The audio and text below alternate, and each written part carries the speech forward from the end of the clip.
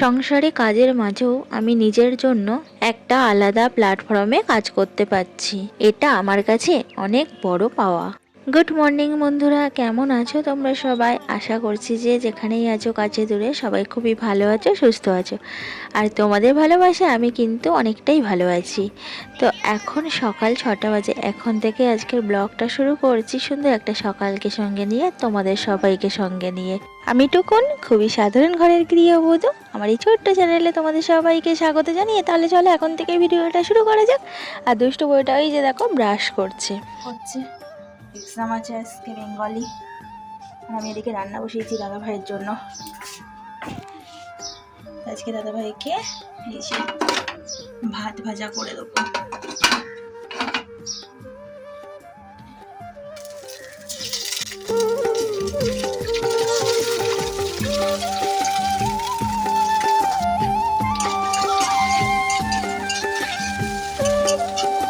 হ্যাঁ বলছো? আচ্ছা দেখো ট্রেন যাচ্ছে, নাও ব্রাশ করে নাও। এই যে আমাদের চুলটা একদম রেডি এক্সাম যাওয়ার জন্য। আজকে কি এক্সাম আছে? বাংলা, বেঙ্গলি। বেঙ্গলি সব লিখতে পারবে তো? আর শীত করছে? শীত জলটা কি ঠান্ডা? আমি গরম জলে স্নান করবো। বাবলের জলটা খুব ঠান্ডা, তাই ও গরম জলে স্নান করবে। সর্দি হচ্ছে। সর্দি হয়েছে? আচ্ছা ঠিক আছে, গরম জল করে দেবো। তো এখন বাজে এই যে 8:10-15 হতে যাচ্ছে, আর 8:30 দিয়ে পরীক্ষা। এবার বেরাবে ও দাদাভাইয়ের সঙ্গে, দাদাভাই উপরে খাচ্ছে, আমি চলে এলাম নিচে ওকে রেডি করানোর জন্য। রেডি করে দিয়েছি আর দাদাভাই চলে এসছে। আমি তো মনে যাই। আর এই যে দুষ্টু পুরো এখন এক্সাম দিতে যাচ্ছে ওর পাপার সঙ্গে, তো আমাকেও নিচে নামতে হয় প্রত্যেক দিন। আমাকে টাটা করবে, তারপরে ও যাবে, আমি তারপর ওপরে যাব। আমি যত বলি তুই চলে যা, আমি ওপর দিয়ে টাটা করব, কিছুতেই শোনে না। আমাকে সেই নিচ অবধি আসতে হবে, তারপর ও টাটা করবে, ওই কর্নার ঘুরবে, তারপর আমাকে ওপরে যেতে হবে। তো আর কি করব বলো, এটুকুই আবদার। এখন আবার মাঝে মাঝে আবদার করে ওকেও স্কুলে নিয়ে গিয়ে বসে থাকতে হবে, সেটা তো আর আমার পক্ষে সম্ভব না। আর এই দেখো পাশে একজনও একই স্কুলেই পড়ে, ও গেল, ওরও এক্সাম চলছে। আমার দুষ্টু থেকে অনেকটাই বড়, 3-4-এ পড়ে। তো ভাত ভাজাটা করে দাদাভাইকে টিফিন দিলাম, দাদাভাই খেলো আর নিয়ে একেবারেই আজকে বেরিয়ে গেল দুষ্টুকে নিয়ে। দাদাভাই আজকে একটু তাড়াতাড়ি বেরানোর আছে। আর আমি তারপরে এই যে চলে এলাম নিচের ঘরে, এখন নিচের ঘরটা গুছিয়ে নিচ্ছি। আমাকে তো আবার 9:30টায় বেরাতে হবে। আগের দিন দাদাভাইয়ের সাথে বেরিয়ে গেছিলাম, দাদাভাই 9টা 9:30টার দিকে যায়, বাট আজকে তাড়াতাড়ি বেরিয়ে গেছে, আজকে আমাকে হেঁটে হেঁটেই যেতে হবে। তাই জন্য এই যে তাড়াহুড়ো করে সব কাজগুলো করে নিচ্ছি। আর এই দেখো আমার নিচের ঘরে বিছানাটা গোছানো হয়ে গেছে, এবার ঘর বারান্দাগুলো সব ঝাড় দিয়ে নেবো। আর 9:30 অবধি ওর এক্সাম চলবে, তো তার মধ্যে আমাকে যেতে হবে নিতে। ফার্স্ট যেদিন এক্সাম শুরু হয়, তো সেদিনের ভিডিওতে বলেছিলাম যে তোমরা সবাই আশীর্বাদ করো যেন এক্সামগুলো খুব ভালো দেয়। তো তোমরা অনেকে অনেক ভালোবাসা দিয়েছো আমার দুষ্টুটাকে, অনেক আশীর্বাদ করেছো তোমরা সবাই। তো আমার কমেন্টসগুলো দেখে না ভীষণ ভালো লেগেছিলো। আর মনে মনে ভাবছিলাম নিজের লোকরাও পর্যন্ত ফিরে তাকায় না, আর তোমরা দেখো চেনো না জানো না, কত দূরে দূরে থাকো সবাই, তোমরা কত ভালোবাসা দিলে আমার দুষ্টুটাকে। তো যাই হোক, তারপরে ওপরে ঘরে চলে এলাম, নিচের সব কাজকর্ম সেরে এখন ওপরে ঘরে সব কাজগুলো গুছিয়ে নিচ্ছি। ওপরে ঘরে বিছানাটা গুছিয়ে নিলাম, তারপরে ওপর ঘরটা ভালো করে ঝাড় দিয়ে নিচ্ছি, নিয়ে এবার বাইরেটা ঝাড় দিয়ে নেবো। তো কি বলো তো, এই কাজগুলো যদি আমি গুছিয়ে না যাই তাহলে বাড়ি এসে আমার এই কাজগুলো করতে অনেকটাই সময় লেগে যাবে, আর আমাকে না সমস্যায় পড়তে হবে। তো যে কদিন এক্সাম চলবে সেই কদিন আমাকে এইভাবেই কাজগুলো সব সারতে হবে, ঘরের কিছু করার নেই। তো 8:30 থেকে 9:15-র মধ্যে আমি 2টো বেডরুম পরিষ্কার করে নিলাম, ঘর বারান্দা মানে পুরো বাড়িটা ঝাড় দিয়ে নিলাম, নিয়ে এই যে উপরে কাজ সেরে এখন নিচে যাচ্ছি। তো এখন নিচে গিয়ে আমি রেডি হব, তারপরে দুষ্টুটাকে আনতে যাব। তো এই দেখো আমি পুরো রেডি হয়ে গেছি, এবার যাব দুষ্টুটাকে আনতে। তো আমি এখন ছুটবো, অনেকটাই দেরি হয়ে গেছে। আজকে চলো যেতে যেতে তোমাদের একটা জিনিস দেখাই। তো এই যে দেখছো খড়, এগুলো কিন্তু এই খাটালে এসছে, এই খাটাল ভর্তি কিন্তু গরু মোষ আছে, অনেক গরু মোষ এখানে। তো আমাদের এখানে না অনেক খাটাল আছে, আর এই খাটালে বড় বড় গরু আর মোষ, তো তার জন্যই খড়গুলো এসছে। এগুলো বিচুলিও বলে, তো গরুদেরকে খেতে দেওয়া হবে, তো ভাবলাম তোমাদেরকেও দেখিয়ে দিই। আর এই যে আমি এখন হেঁটে হেঁটে যাচ্ছি, তো দুষ্টাকে আমার নেওয়া হয়ে গেছে, এবার একটু পার্কে ঢুকেছিল, পাশেই পার্ক আছে। তো এই পার্কের এখান থেকে না টোটো পাওয়া যায় না, টোটো স্ট্যান্ডে ছাড়া টোটো খালি তো আসে না, সব ভর্তি করে আসে। তো দাঁড়িয়ে আছি, টোটো আর আসে না। আর দুষ্টুটা দেখো না বদমাইশি করছে কত রাস্তাতে, কিছুতেই শোনে না। তো এই টোটোটাকে দাঁড় করাতে গেলাম, টোটোটা যাবে না, পুরো খালি যাচ্ছে। নিয়ে গেলে কি হতো বলো, তো নিয়ে গেল না আমাদেরকে।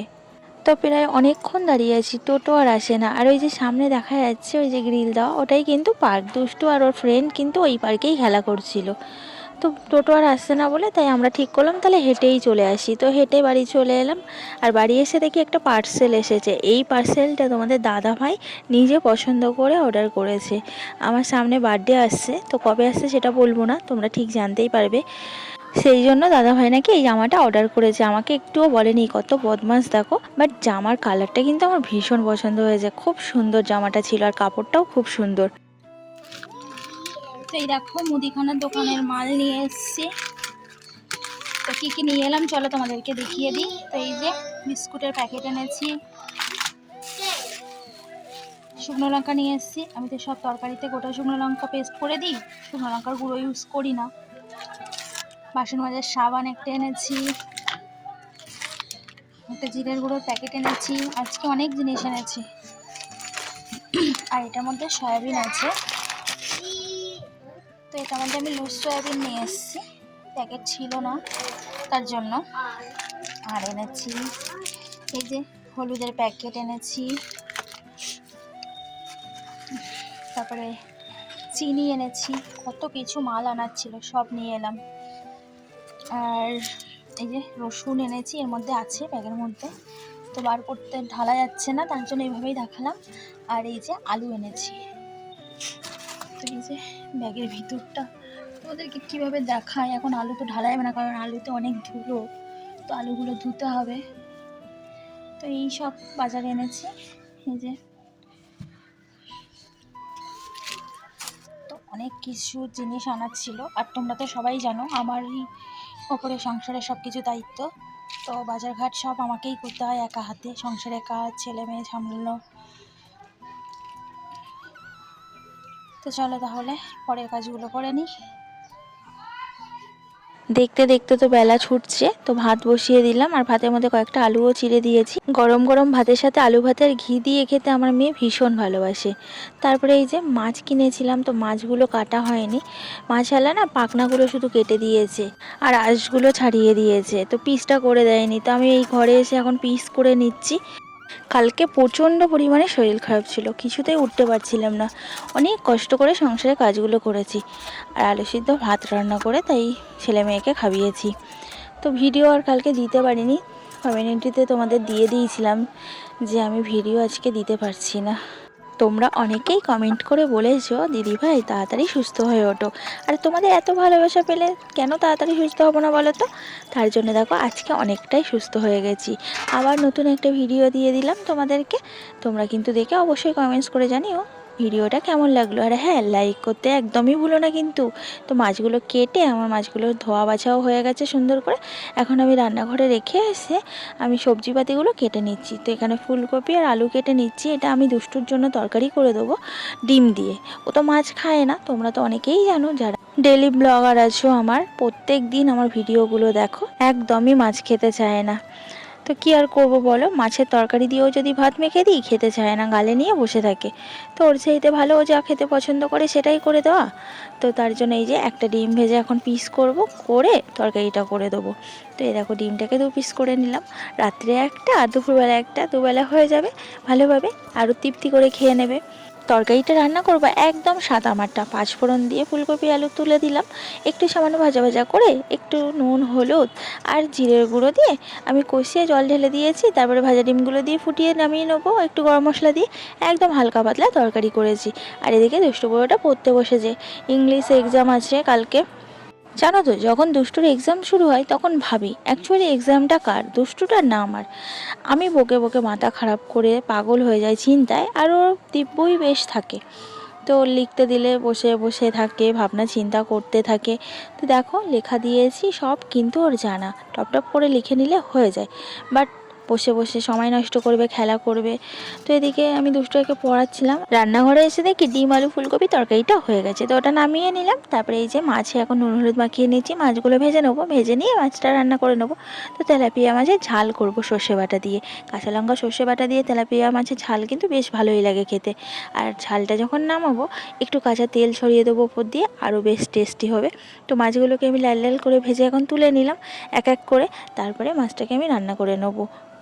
সেই ভোরবেলায় উঠে সংসারের এত কাজ রাত অবধি করা, আবার দুষ্টাকে সামলানো, তো সংসারে এত কাজের মাঝেও আমি নিজের জন্য একটা আলাদা প্ল্যাটফর্মে কাজ করতে পারছি, এটা আমার কাছে অনেক অনেক বড় পাওয়া। আর এটা সম্ভব হয়েছে শুধুমাত্র ইউটিউবের জন্য, আমাদের মতো গৃহিণীদের এত বড় একটা সুযোগ করে দেওয়ার জন্য।